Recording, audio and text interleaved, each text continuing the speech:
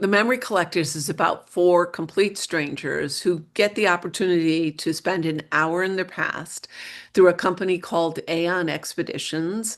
It's a company that gives you an hour in the past, but the premise is that you cannot change the future by what you do in that hour. That's based on real life physics and latest cutting edge physics, mathematical models that say we could not change the future. So you're spending an hour in the past, not to change the future, but to revisit an important moment or understand something that you didn't before. So the four characters, we start out with Elizabeth, who has lost her son Sam at the age of 24. He died in a mysterious accident, and she just wants to spend another hour with him to before he died. That is a very much a grief driven story.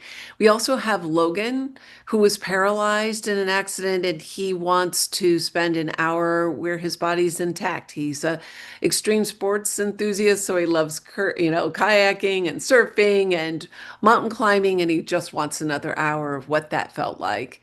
And the third character is Andy. He's an author who experienced a whirlwind romance over a week where he met a girl named Kate and fell in love with her or began to fall in love with her and felt like it was reciprocated until she disappears on him. And he's always wondered what had happened to her. And he wants to know if that was just lightning in a bottle, because he can't seem to move on, even with a new relationship, with a new romantic interest. He can't seem to take that next step. And the fourth character is Brooke.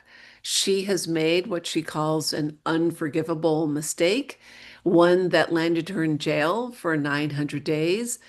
And what she wants is a time in the hour of relief from the pain of being herself, of the mistake that she's made, a time, any time before she made that mistake when her life was still together and everyone in her life that she cared about still trusted her. So the four memory collectors, that's what we end up calling them, they go back through this expedition. They don't know each other at all. And then the first twist is that something has gone wrong and now they seem to be stranded there. The hour has passed and they have not been brought back like they're supposed to be. And then their lives start intertwining and they start running into each other into the past. And these four strangers realize that their lives are intertwined in ways they never imagined. Obviously, we pull dialogue from anything that we're hearing and seeing. And, in the case of Logan, I remember being at like a parent dinner. My daughter was in high school at the time, and two very kind of extreme sports guys were just kind of, I don't know, bragging maybe about their adventures in Yosemite on a bike. And there's a way that they spoke, a cadence of that, you can't in the moment just like go off and write some notes about it, but it really struck me as like, that's a really interesting character. These are people fully in their bodies, like really talking about the toll it took and how hard it was to go up and down these various paths that they were doing. And I was like, that's a really interesting character. And I think I have a sense of what that sounds like. The other thing is we're always exposed in shows. Right now I'm working on a kid show, so I have to be careful that the things that we do in a kid show are not what I'm going to do in my own writing. Because, for example, it's a PBS show that I'm doing with Al Roker, and it's about weather. So it's very much sort of a teaching, educational kind of show. And I don't want to write like that at all. So I have to really make sure I don't follow those cadences of how people talk to each other, because that's not how I would write. I'm not writing for kids. But I definitely could write for kids after having done, I don't know how many dozens and dozens of kids' episodes, just haven't. So for me, it's about really hearing their voice almost in my head and like them talking to me. I will tell you, Jake, when I started thinking about Brooke and her story, a lot of the things that she was doing and thinking, I would be somewhere else, be walking or going into a meeting or something, and I would suddenly think, oh, that's what it is.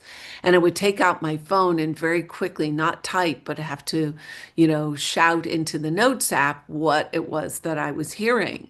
And I had to tell my own family, like, if something happens to me and you find these notes, just recognize it's a character that I'm writing who has this tremendous pain and this trauma of what she's done. It's not me. But that's how I would often come up with dialogue or have a sense of that. It's just in your regular day, you could be standing in like the Starbucks line and hear somebody talking, or being at a parent event, or being in some meeting and looking for what jumps out at you. Because I promise you, anything that jumps out at you is there's probably something in that that you can mine for potential dialogue or character, or develop that into a character. Even in the mundane, you'll find somebody who has a way of speaking or a way of thinking about something like, oh, I never thought about that. And I tend to write those things down because they end up being a character, maybe not in the next book, but maybe the one, a few after that, I think, or maybe never, but I still think that they're really interesting characters by the way they talk, or their body language, is also another one that I tend to write down too. I was with these characters the entire time. In fact, later told my husband, like, I feel like I did time travel with them and really fully in the moment. And part of that for me was, Jake, is I wrote this in first person present as a point of view. And that really immerses you in it. So I'm writing as though I'm Logan. I'm doing this now. And I really felt that I was there and looking around and experiencing that, because it sort of feels like it's a miracle for each one of them to get more time. They thought they were only getting an hour, and they ended up getting more time than that. So each precious moment becomes even more precious knowing they have more time with it, but also concern, because even as you're enjoying that, you're like, well, what if they can't bring me back?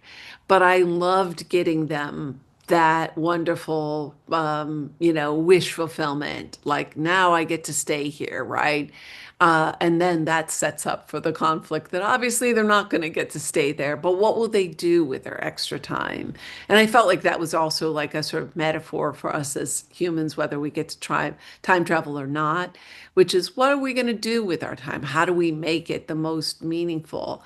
And so each one of them having their own plan for what they were going to do with their time, sort of could guess what it was, what they might intend, but in many cases, what they intended and what they discovered were at odds with each other. Logan is like, I'm just going to be climbing this Mount Whitney.